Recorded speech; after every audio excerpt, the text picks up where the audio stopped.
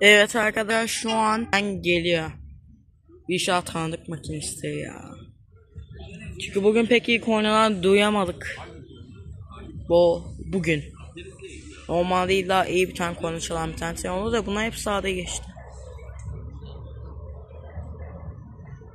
Bakalım orijinal mi?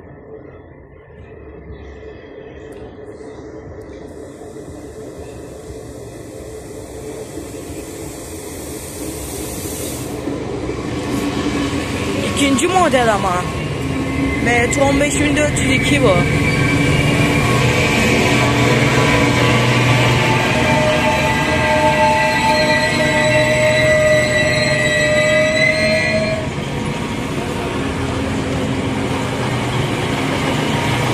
Evet arkadaşlar, sen kalktığında sizinleyim.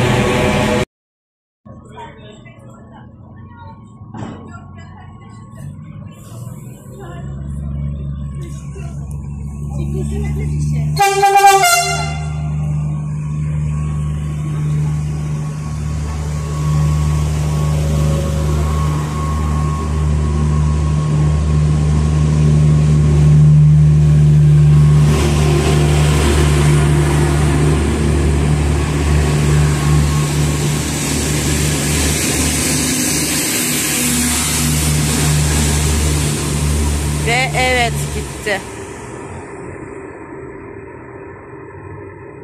Evet, vallahi iyi ki güzel çaldı bu sefer.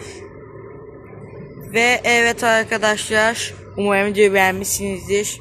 Bir dahaki videoda görüşmek üzere, kendinize iyi bakın, bay bay.